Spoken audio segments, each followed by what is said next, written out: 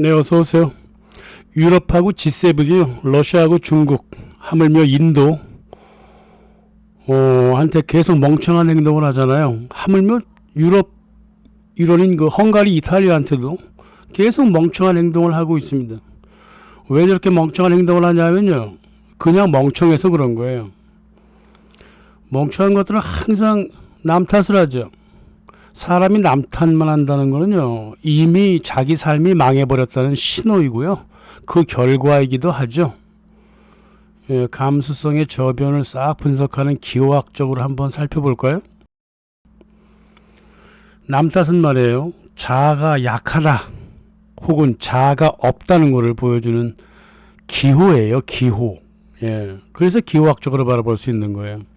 진정 노력하지 않았던 사람들의 핑계죠. 그러니까 이런 사람들은 자아가 매우 낮거나 자존심도 아주 낮죠. 자아가 없는데 어떻게 자존심이 있겠어요? 자존감이 다 만들어진 이미지 체면일 뿐이지. 그러니까 체면으로 살아요. 이런 사람들은요 항상 내실이 없죠. 그러니까 남을 통해서 자기를 인정받으려고 그래요. 그게 유럽이에요. 미국이고. 미국은 조금 덜 할지 몰라요. 하지만 유럽은 되게 강해요. 정부들이 그렇다고 말입니다. 강하고 노력하는 사람들은 남 탓 안 해요.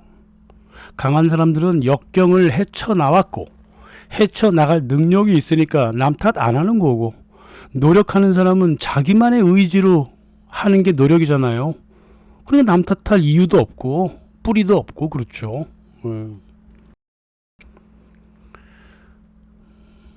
장례식장에서 뭐 효자가 잘 우는 거 봤어요?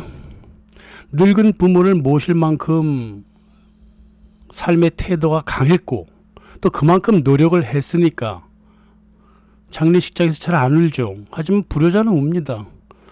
부모에 대한 사랑보다 자기 애가 더 컸으니까. 에? 부모 앞에서 처음으로 부모를 탓할 수 없는 환경에 처했으니까 우는 거예요. 그럼 울 수밖에 없죠. 물론 뭐 정도의 차이가 다 있는 거지만 진짜 불효자는 말이에요. 왜 효도할 시간을 주지 않고 가셨냐고 죽은 부모 앞에서도 부모 탓을 해요. 그러니까 진짜 불효자죠. 뭐 다른 경우도 마찬가지인데요. 남 탓할 대상이 사라졌거나 없을 때 혹은 남 탓이 더 이상 먹히지 않을 때 흘러나오는 게 그런 종류의 그 분에 찬 눈물이라고요. 그래서 불효자의 눈물은 남 탓할 사람이 사라졌거나 일찍 돌아가셨다고 부모 탓해버리는 그 분에 찬 눈물이다 그 말이에요. 완전 사이코패스가 되는 거죠. 이렇게 되면 자기애적 성격장애가 심한 사람은요 남 탓을 잘하죠. 응? 자기에 너무 집착하니까 그래요. 항상 남한테 이런 말을 합니다. 모든 게 내 잘못이란 말이야 그럼? 이 말의 뜻은 뭐냐면 난 잘못한 거 없어 라고 하는 기호 내용을 갖고 있는 겁니다. 예. 그런 기호학에서는 커노테이션이라 그러잖아요.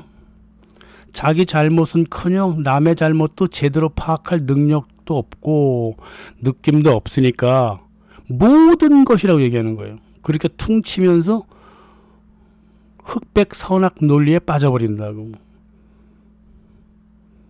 이거는 이렇게 됐고 저거는 저렇게 됐으니까 뭐 너도 이 정도는 잘못이 있고 나도 이 정도는 잘못이 있다. 이러면은 이거는 성격장애가 아니죠. 하지만 모든 게 다 내 잘못이야. 너는 모든 걸 다 그렇게 잘해. 이런 표현요. 둘이 똑같은 사이코패스의 말 표현이다 그 말이죠. 자기만 착하고 바른 사람이다 그 말이죠. 너만 잘났냐? 이런 표현도 마찬가지야. 그 표현 이면에는 나만 잘났다라고 하는 자기애가 있다고요. 이게 미국과 유럽의 기본적인 마인드다 그 말입니다. 문명론, 지난 300년간 갖고 왔던 유럽 문명 최선이라고 하는 자기애적 성격장애를 갖고 있는 거다 그 말이에요. 요새 뭐 나르시시즘이라든가 나르시스트라는 단어가 자꾸 좀 쓰이는데 좀 그 기본 내용이랑 좀 다른 것 같이 쓰이는 것 같아요. 하지만 그리스 나르시즘의 원칙이 어느 정도는 좀 비슷한 건 있어도 상당히 달리 쓰이는 것 같아. 나르시즘이라는 게 뭐냐면 거울에 비친 나만 바라보고 그 나를 보호하고자 하는 게 나르시즘이에요. 응? 아무도 자기한테 뭐라 그러지 않아요. 근데 괜히 이 세상에 나를 공격한다고 망상에 쌓여 있단 말이에요. 내가 오늘도 안전하게 살아서 잘 들어갈 수 있을까? 이런 망상에 빠져 있다 그 말이죠. 이게 페미니즘이 아주 대표적으로 가지고 있는 망상인데요. 공격자가 명료하지도 않아요. 그러니까 모든 사람이 다 공격자가 돼버리는 거예요. 예. 공격의 내용도 명료하지 않으니까 모든 제스처가 다 범죄로 보이고요. 또 거기에 대한 대응도 자기 스스로 할 수 없어요. 그러니까 경찰한테 무조건 쫓아가는 그런 페미니즘의 모습이 바로 이런 나르시즘의 모습이다 이거죠. 그러니까 거꾸로 이 사회가 나한테 공격하니까 이 사회를 거꾸로 가상적으로 공격함으로써 자기를 방어하려고 그런다고.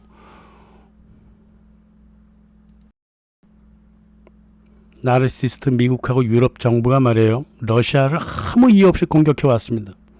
유럽한테 가스를 갖다 주고 유럽 자동차를 수입해주는 실체적인 모습의 러시아가 아니라 자기들 머릿속에서 상상한 러시아다 그 말이에요. 그거를 실제로 만들어 가려는 게 이 포스트 모던 나르시즘이다 그 말이죠. 누가 공격한다고 자기를 방어한답시고 저 난리 버거진 망상에 빠져가지고 헛짓을 하고 있잖아요. 어? 무기를 사오네 어쩌네. 그죠? 독일, 프랑스, 영국, 이탈리아하고 헝가리가 조금 뒤로 빠지는 거니까 제대로 된 정신을 갖고 있으니까 그랬지. 이게 악성 나르시즘이야. 악성 나르시즘. 이 나르시스트는요 자기 언어를 자기 혼자 만듭니다. 상대를 앞에 두고 자기 혼자 마구 말을 만들어요. 유튜브 댓글에 그런 망상이 많습니다. 우리 영상에도 한 0.5% 정도는 있어요. 그런 댓글들이 지 혼자 마구마구 말을 만들어요. 그런데 이런 사람들이 한국에 특히 많습니다. 자기 혼자 말을 막 만들고 자기 혼자 판결까지 내립니다. 방구석 백수들이 하는 짓이 이렇다 이 말이에요. 자기만의 가상세계에 살기 때문에 대화할 수도 없습니다. 대화가 뭔지를 몰라요. 그 나르시스트의 또 기본적인 성향이잖아요. 그게 실은 미국과 유럽이다 이 말입니다. 아내하고 남편하고 20년 30년 넘게 살아도 말입니다. 이 나르시스트 성향을 갖고 있는 사람들은요 자아가 부족하고 자존감도 없기 때문에 항상 남편이나 아내를 실체가 아니라 가상적으로 바라봐요. 자기에만 있기 때문에 남편이나 아내를 욕할 때도 무조건 자기하고 관계된 자기한테 기분 나쁜 일 이런 데서만 화를 내고 다른 거는 화 안 냅니다. 이혼을 하든 말든 이혼 문제를 앞에 두고 가정을 지키려는 게 아니라 자기를 지키려고 하는 욕망이 커요. 이게 바로 페미니즘하고 신자유주의 문화가 만들어 놓은 나르시시스트의 문화다 그 말이에요. 그러니까 미래도 설계하지 않고요. 응? 그렇게 되는 거다 이 말이죠. 미래에 대한 설계도 없고 2014년 중국하고 러시아를 그냥 이혼해버린 것들이 미국과 유럽이죠. 이혼하고서 천 몇 년은 좋죠. 가오잡기 좋아요.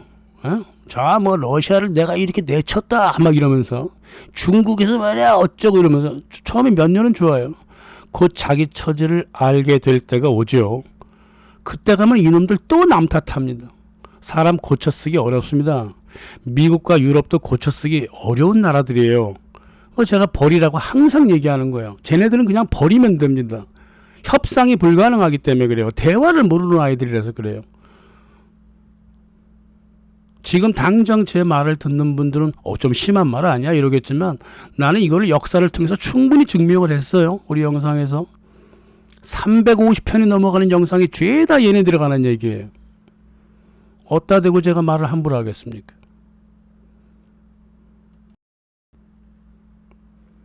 자, 기왕 사례는 이 정도로 하고 기왕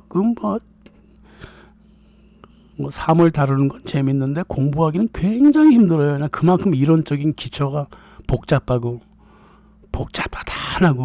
그래요. 그래서 겉으로 보면 기하학적으로 함부로 얘기하는 것 같아도 안으로는 죄다 철학적 토대 방법론 다 있단 말이에요. 그래서 이런 말씀을 드리는 거지 제 개인적인 인상을 드리는 게 아니다 그 말입니다. 자, G7에 대한 우리 영상이 설명 다 드렸어요. 또한 1975년 석유 달러 체제 안정화를 위해서 G7을 만들었다고 지네 입으로 정확하게 얘기했습니다.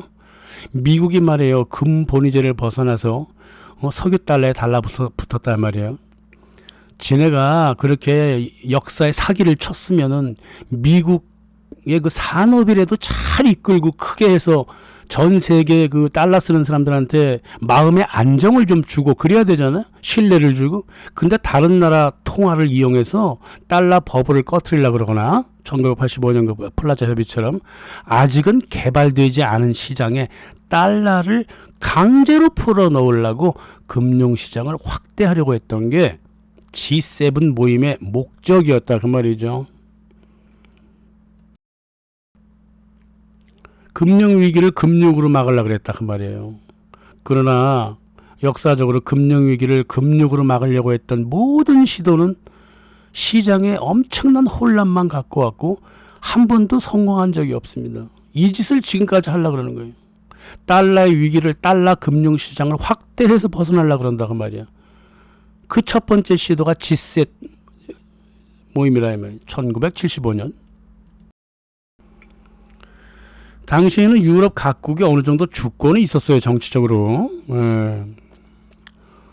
그래갖고 뭐 서로 뭐 의견의 차이도 있었고 하지만은 유럽하고 미국을 제외한 그리고 핵심 국가를 제외한 다른 지역에 대한 무시하는 입장은 똑같았다고요. 달러 시장을 이끌어갈 나라는 딱 5나라밖에 없다고 본 거예요. 프랑스, 독일, 영국, 미국. 5나라는 4나라밖에 없다면. 그리고선 내부 입장을 정했습니다. 유럽 정부 스스로 자기애적인 성격 장애를 저렇게 부렸다고요. 이탈리아가 그 당시에 얼마나 생산력이 높았는데요. 일본도 생산량이 어마어마했어요. 근데 일본과 이탈리아를 무시해버렸다고. 내부적으로 G7 국가 중에 2등급 뭐 고기 가르는 것처럼 2등급은 이탈리아, 캐나다, 일본이라 그랬다고.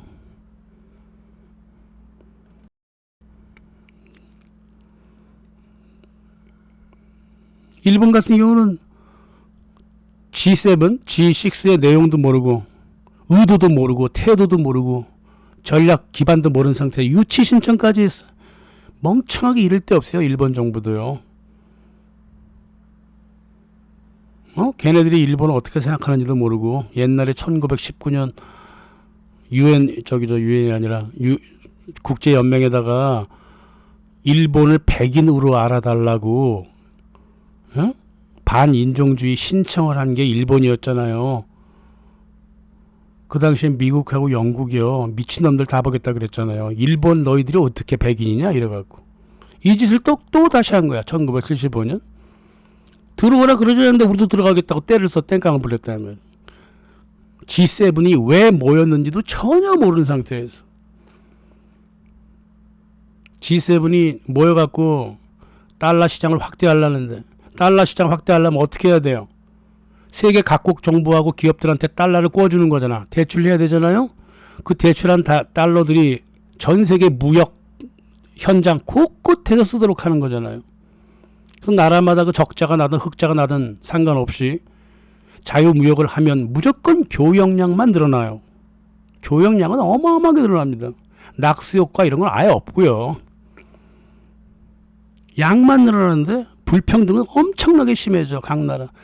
그래도 좋다는 겁니다. 달러만 퍼지면 되는 거예요. 이게 바로 1946년 가트 무역 체제로부터 우루과이 라운드를 거쳐갖고 1995년 WTO 그리고 2000년대 자유무역 협정 이게 이렇게 흘러가는 게 이게 우리가 이걸 뭐라 그래요? 신자유주의의 흐름이라 그래요. 금융화의 역사다 그 말이에요. 전 세계 산업 체제를 다 금융화시키자 이 말이에요. 이 사슬에 가장 크게 걸려든 나라가 영국하고 한국이었습니다.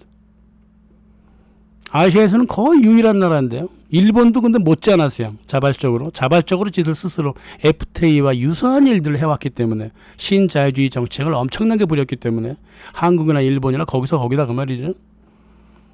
FTA라고 하는 건 말이에요. 국가 간 협정이 절대 아니라고 제가 누누이 말씀드렸습니다. 무역 협정에 국가 간 협정이 세상에 어디 있어요? 무역 협정은 기업끼리 하는 겁니다. 국가가 해줄 일은 그 법적, 물리적 뒤처리해 주는 거예요. 이 모두 기업가들이 만들어 놓은 거다 그 말입니다. 정부 차원에서 얘기할 게 없는 거예요. 어디 쓸데없이 정부 차원에서 말이야 협상가들을 긁어 모아다가 나라 경제를 기업 안에다가 종속시켜 왔냐고요. FTA 국가들이. 예? 다 달러의 확산을 위한 발악이었다 그 말입니다. 1995년 1975년 G7 협정 플랜을 좀 잠깐 볼까요? 제8조 세계 무역량 증가예요. 무조건. 당연히 달러 쓰는 거죠. 제9조 다자간 협정하자는 거예요. FTA요 이게. FTA. 가능한 최고 수준의 무역 자유화를 목표로 한다. 1975년에 짜놓은 겁니다. 여기에 90년대 한국이 그대로 그물에 걸려들었어요. 제10조 사회주의 국가들과 경제관계 증진하겠다. 이게 바로 레이건이 한 일이에요. 이게 소련 붕괴를 얘기하는 거예요. 동유럽 해체를 얘기하는 겁니다. 이미 다 계산되고 있었다 그 말입니다. 제12조 개발도상국의 수출 수익의 안정화에 대한 국제협정을 개선하고 FTA 하겠다는 거예요. 근데 금융 쪽에서만 하겠다는 거지. 만약에 개발도상국에서 적자가 나면 IMF가 들어가겠다 그 말이에요. 우리가 1990년대에 겪었던 모든 플랜을 다 75년에 이미 짜놨다 그 말이에요.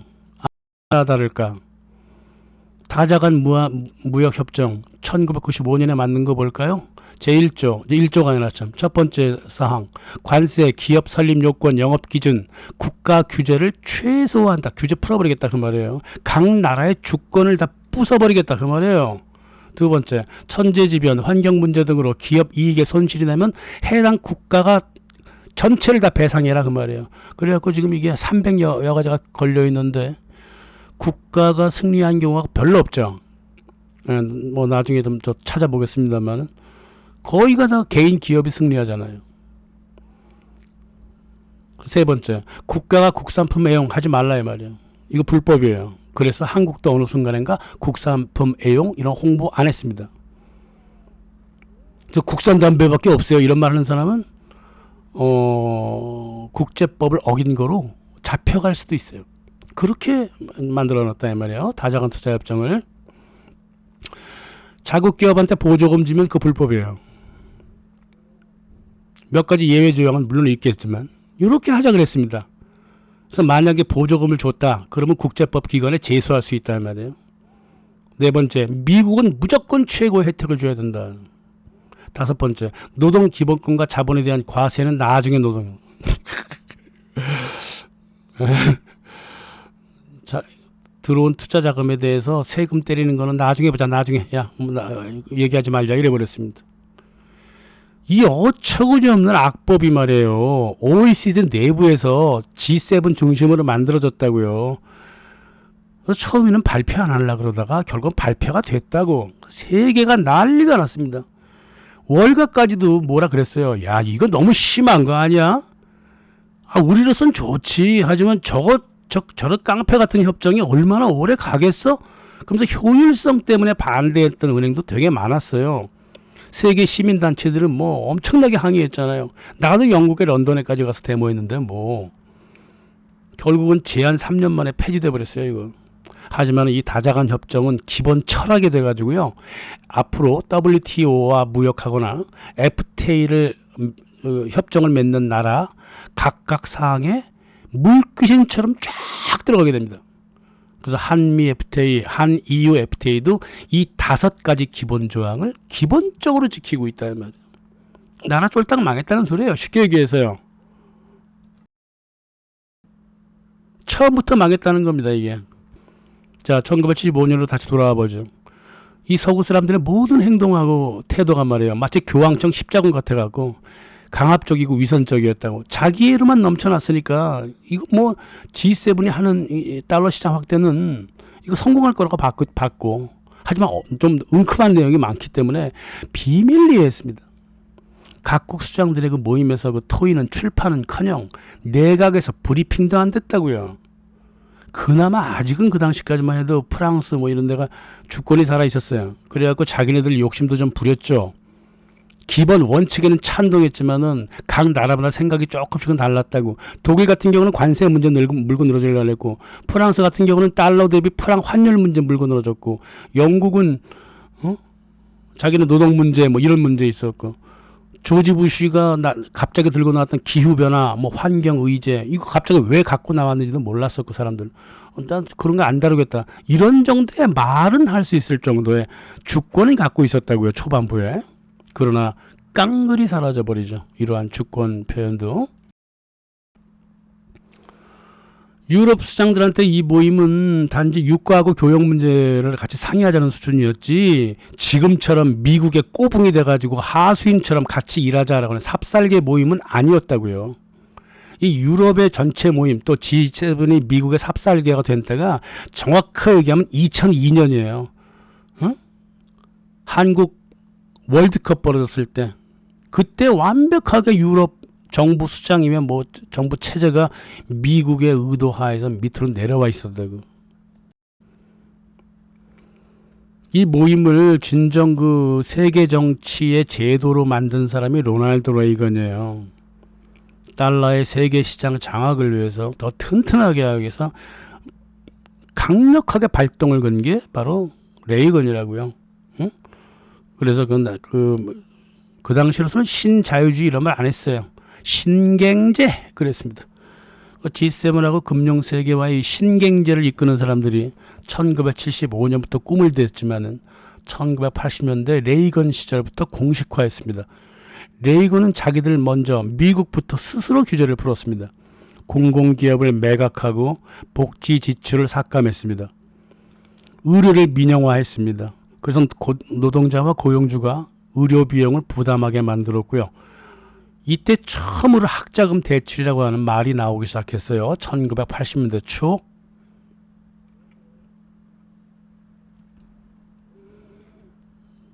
이 사회 기반 시절 같은 게 이제 민영화돼 가지고 비용을 굉장히 악화시켰잖아요.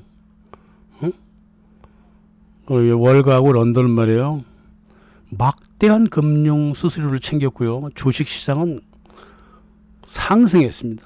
하지만은 미국 정부는 말이에요. 월가가 가져가 버린 공공기업 인프라의 모든 그 빈 곳을 달러를 찍어 가지고 채워야 했습니다.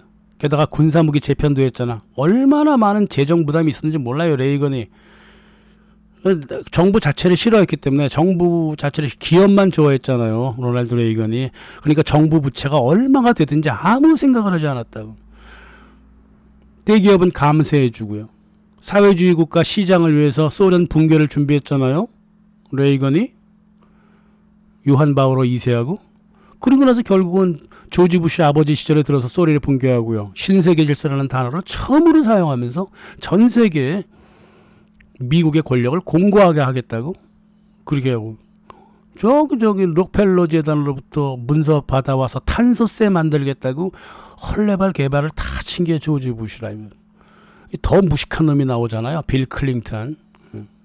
이 빌 클린턴이 북미 자유무역협정 납타를 처음으로 통과시켰잖아요. 그리고 신경제, 뉴 에코노미, 신경제 이걸 출발시켰다. 김영삼이가 신경제 그랬는데 지가 누구 무슨 말을 하는지도 지도 몰랐어 그 당시. 이게 신경제가 딴 게 아니라 신자유주의 출발하는 첫 번째 단어였다 그 말이에요. 이 경제적인 차원에서 봤을 때 한국 정부가 나서서 또라이 짓을 한 게 김영삼이 처음이에요. 그렇게 된 겁니다. 그 이전에야 뭐 끌려가고 협상 정도는 했죠. 하지만 나서서 미국을 뺏기겠다고 처음부터 그 짓을 게 김영삼 때였다 말이에요. 신경제 이러면서. 빌 클린턴이 말이에요. 투자은행들이 이제 파생상품 만들어서 날뛰잖아요. 그거 가만 냅뒀습니다. 더 하라 그랬어요. 1999년에는 금산분리법이라고 은행이 투자금융을 만들어서 마음껏 놀더는 금산분리법을 폐지시켰다고. 투자은행들이 여기저기 투자하다가 망하잖아. 망할 것 같잖아요. 그러면 국민들로부터 저축금을 모아뒀던 상업은행한테 그 죄를 뒤집어 씌웠다고. 이 빌 클린턴이 이런 미친 짓을 한 놈입니다. 그리고 1995년에 국가보다는 투자자 개인을 보호하겠다고 하는 WTO를 세웠어. 그리고 그 안에다가 뭘 집어넣냐면 서비스권, 지식재산권, 분쟁 해결 절차 이런 거 죄다 집어넣었습니다. 캐대언 현상을 만든 게 빌 클린턴이다 그 말이에요. 한국은 손 하나 못 대요. 기생충이며 오징어 게임이며 모두 멀리서 발만 동동 구르게 만든 게 빌 클린턴이다 그 말입니다. 지적 재산권을 갖다가 어떻게 언제라도 변할 수 있고 다양한 모습을 가진 컨텐츠를 박스 안에 넣어가지고 수수료를 떼가는 로얄티를 떼가는 지식재산권으로 만들 수 있냐 그 말이에요. 저는 도무지 이해가 안 간단 말이에요. 게다가 금융하고 보험 서비스도 과연 자유무역의 대상인가 이게? 생각해 보자고요. 컨설팅 회사가 자기가 컨설팅한 거를 문서화시켜갖고 그 특허받아봐. 그게 지식재산권이야? 그걸 자유무역 하에서 보호해 준다고 얘기할 수 있는 거예요? 어떤 회사가 AIG가 보험 상품 뭐 좀 이쁜 거 만들었다고 쳐. 그걸 특허를 놨다고 쳐. 그게 과연 가능한 일이냐고요. 그게 말도 안 되는 소리죠. 그러니까 그렇게까지 하려고 그랬다고. 결국 뭐 실현은 하지 않았지만 그렇게까지 하려고 그랬다고. 이 정도로 그 어마어마한 다양한 콘텐츠를 박스 안에 넣어가지고 지적재산권으로 탁 열쇠로 잠글라 그랬던 게 빌 클린턴이었고 상당히 많은 부분이 또 잠가졌어요. 그렇게 로얄티 끊임없이 나가야 되고 조지 부시가 한 거는 이제 제약에 손을 댔죠. 제약 요통을 세계화해 버렸습니다. 이렇게 미국이 앞장서 가지고 신자유주의를 이끌어갔던 거예요. 미국은 그래도 그나마 전 세계 국가들이 좀 동등하게 힘을 써왔던 유엔을 그 색채를 싹 지워버리고 미국만의 하수인으로 만들어버렸다고. 딱 그 시기예요. 이 커피 아난 같은 그 중간 그 사무총장 좀 중간적이잖아. 좀 약간 기회주의적이야. 커피 아난 이 가나 출신 그 사무총장이. 그러더니 2007년에 반기문이라고 하는 듣도 보도 못한 뭐 미국 면화농장 노예만도 못한 인물을 데리고 와가지고 사람 하나 병신 만들어 놨다고요. 반기문을 갖다가 아무 짓도 못하게.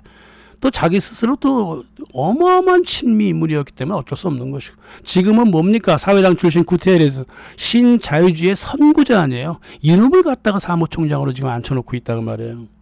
유엔도 다 죽어버린 거예요. 유엔도 미국의 하수 조직이다 그 말입니다. 미국하고 G7은 말이에요. 2001년 중국을 WTO에 가입시켜버렸습니다. 1995년부터 계속 조건부 가입을 시키더니 2001년에 완전히 가입시켰어. 그래서 달러 시장을 중국을 그냥 달러 천지로 만들려고 그랬다. 하지만 이 월가가 놓친 게 하나 있죠. 15억 인구가 산업을 일으켜서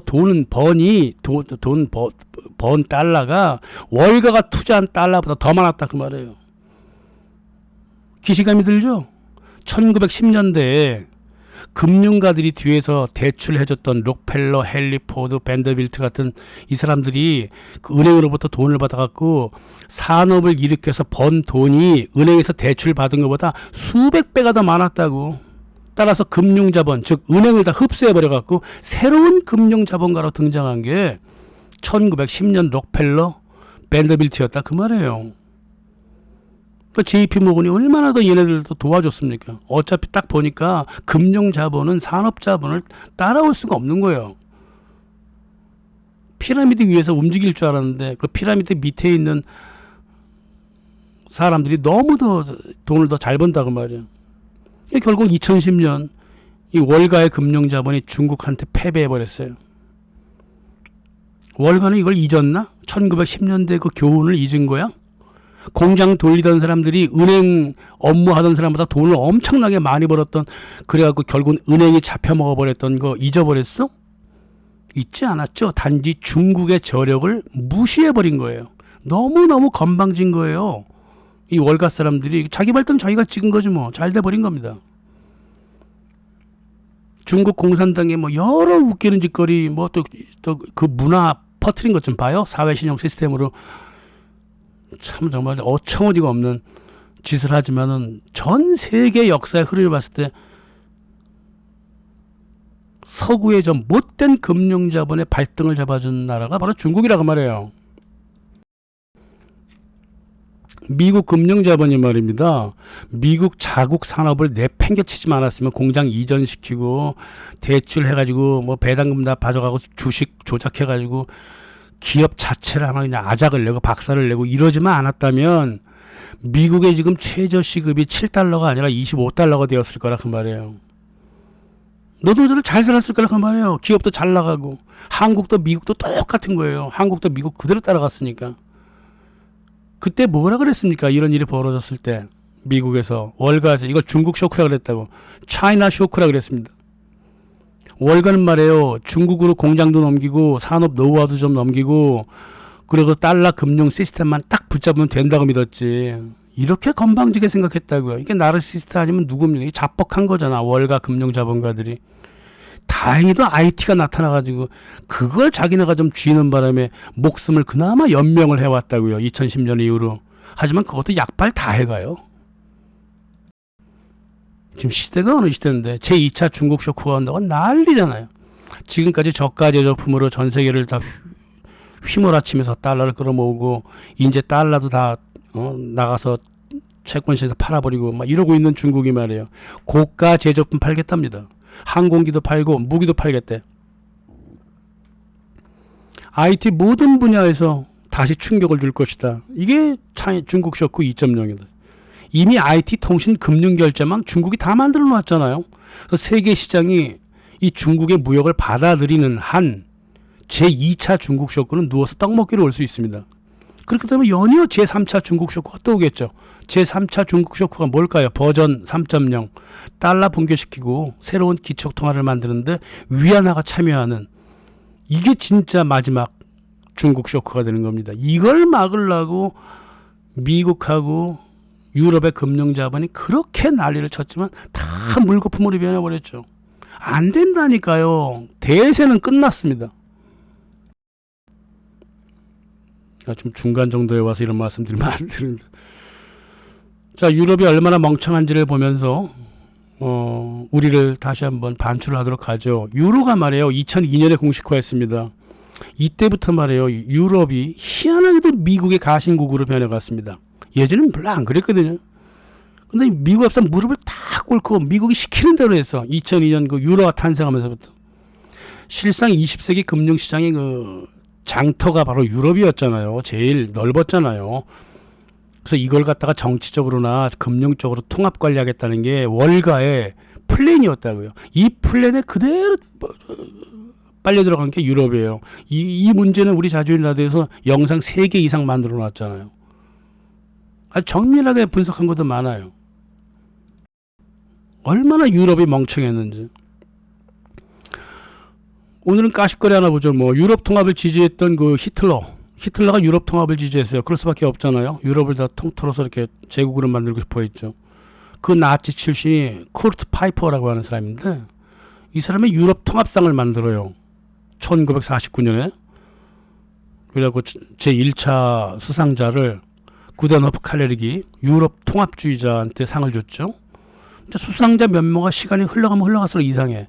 1956년 유럽 통합을 강하게 주장했지만 영국은 싹 빼버리겠다고 했던 윈스턴 처칠한테 통합상을 줬어요. 59년 마샬 플랜으로 유럽을 재건시켜줬다면서 조지 마샬한테 유럽 통합상을 줬어요. 참 희한한. 1987년 소련과의 대탕트를 통해 가지고 무역의 안정을 이뤘다 그러면서 헨리 키신저한테 샤를마니상을 줬습니다. 도무지 연관이 안 되는 거 자꾸 준다고. 2000년에요.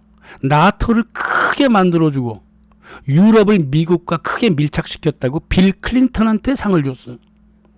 도대체 왜 미국인들이 이 상을 받아왔냐고요.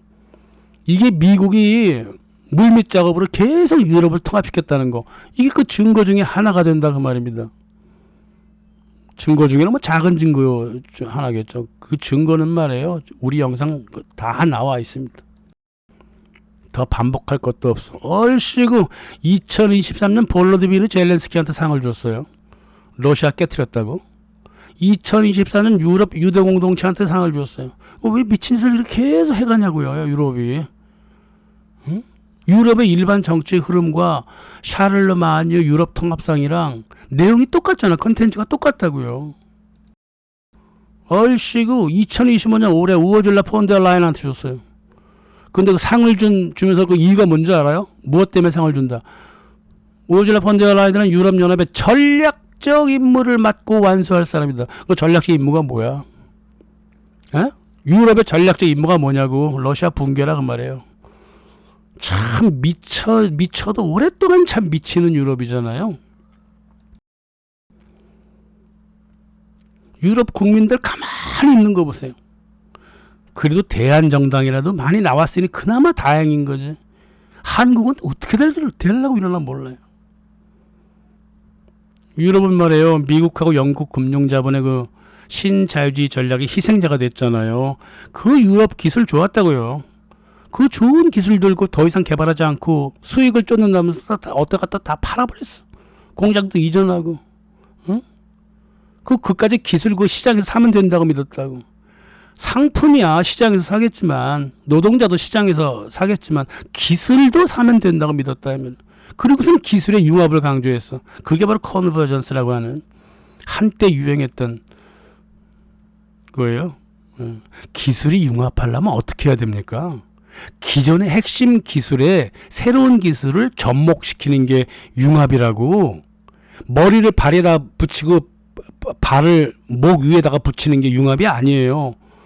기술이 서로 접목되려면 말입니다. 기술 내부에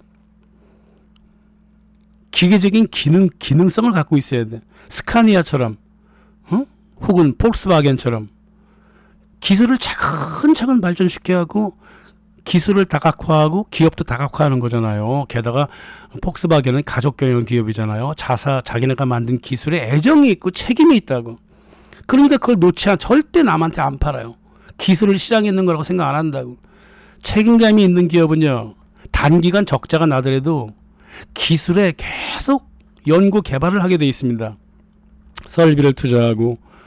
그래야지만 이 기술의 다각화가 이뤄갖고 다른 종류의 산업에도 진출할 수가 있는 거예요. 이 금융자본이 잠식한 유럽은 말이에요. 이런 일을 안 했다고요. 그래서 유럽이 망해갔던 겁니다.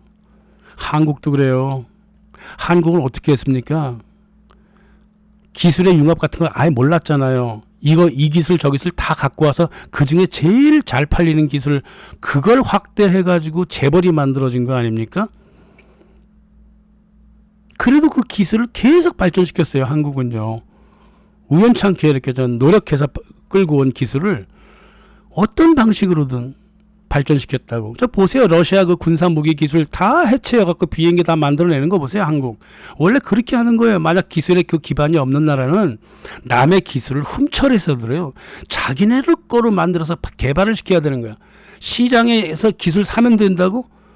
그런 기업들 주식 사갖고 대주주되면 된다고? 이런 정신머리 없는 상태로 유럽 경제를 지금 한 50년 이끌어왔다고. 그러니까 망하는 거예요. 망하는 겁니다. 예? 기업의 미래에 책임감이 없는 투자자들이 들어와서 돈만 쫓아가니까 기업은 어떻게 했으면 좋을까요? 단기간에 그 중소기업 쥐어짜는 수밖에 없고 노동자 쥐어짤 수밖에 없잖아요.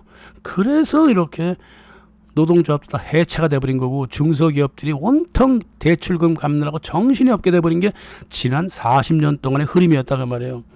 기업계 전반에서 뭐 혁신 얘기하고 벤처 얘기하지만 특별한 아이디어 자체가 없잖아. 대기업이 무슨 혁신하고 벤처한 적 있어? 없어요. 다 중소기업과 시장에서 사온 거라고. 이제는 뭐 실업자가 돼버린 청년들의 창업 열풍만 보는 거야. 나도 열심히 하면 되거든. 근데 아이디어가 아예 없어. 예? 벤처는 무슨 벤처? 벤처 다 무너졌는데. 정부는 청년 지원하겠다고. 말만 푼돈 몇 개 주면서 조삼모사. 대기업은 감세하면서 청년들을 빈곤의 구석으로 몰아넣은 게 신자유주의 정권들이었다 그 말입니다. 이명박, 노무현, 문재인 다 마찬가지. 이 갈 곳 없는 젊은이들이 발버둥을 치러서 친구들이랑 삼삼 모여갖고 주머니돈 털어갖고 만든 게 창업이라고 하는 거고 창업 열풍이었다고 하는 거고 유럽도 마찬가지, 한국도 마찬가지. 그런 일들이 지난 한 20년, 30년 동안 벌어졌다고 말해요. 2014년 러시아를 G8에서 탈퇴시키고 다시 G7으로 돌아왔죠. 그때부터 막무가내로 행동했습니다. G7 특히 미국을 중심으로 완전히 미국 독재 모임으로 변해버렸다고요. G7이요. 2016년 모임에서 발표한 보고서를 보세요. 전 세계를 다 주물르겠다는 거예요. 각 나라 하나하나 지목하면서 니네들은 이렇게 살아라, 너네들은 저렇게 살아라. 별 미친 짓을 다 해놨다가 이 주권을 완벽하게 박살을 내놓는 보고서를 이렇게 제출을 해놨다고요. 뻔뻔하게. 이렇게 미치고 돌아다녔어요. 얘네가 G7이요. 이 G7이 세계 정부인가? 응? 세계 정부처럼 행동했단 말이야. G7에서 미국은 대통령이고 유럽은 총리고 일본, 한국, 카타르, 사우디, 쿠웨이트는 그냥 밑에 있는 장관이나 차관급이고 나머지 나라들은 모두 공무원이고 그렇게 만들려고 그랬다고 말이에요. 폴 그레거 로버츠가 어처구니 없다고 혀를 끌끌 찼잖아요. G7이 어떻게 세계 공동체냐? 이 미친놈들아. 응? 그럼 나머지 190개 국가는 나라도 아니야? 세계가 아니야? G7이라는 게 딴 게 아니야. 미국 속국들, 미국의 노예들의 집합체다 그 말이에요. 그 노예 중에 노예가 되고 싶어서 G7에 들어가겠다고 한번 제가 영상 만들어서 되게 뭐라 그랬잖아요. 그때 막 그런 말 있었을 때 G7의 그 세계 정부 흉내는 말이에요. 참 어처구니 없는 그 나르시즘인데요. 이제 아무도 안 알아줘요. 나르시스트는요.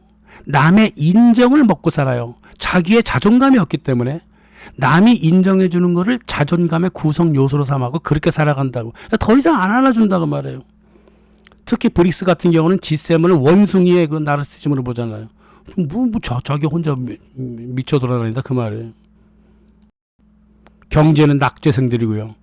낙제생들이 모이면 일진밖에 더 만듭니까? 그러니까 저 허풍을 이렇게 떠는 거예요. 러시아를 공격하네, 말하네, 중국을 포위하네, 어쩌네. 근데 과연 그 일진이라고 하는 미국하고 유럽 국가들이 일진 노릇이라도 제대로 하나?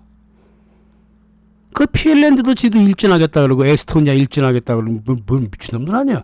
폴란드는 가장 앞 나서 넘버 2가 되려고 노력하고 있고. 저 정신 분열적 나르시스트예요. 그래서 그래요.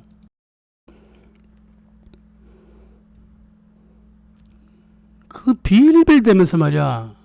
산업이고 금융이고 다 망가져갖고 빌빌대고 제대로 걷지도 못하는 주제에 미국한테 구걸만 하는 주제에 뭘 그렇게 허세를 떨고 있느냐고.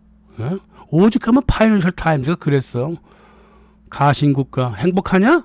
그랬다고요. 유럽한테. 니네는 하청국가, 가신국가, 부하국가잖아. 그래서 행복하냐고.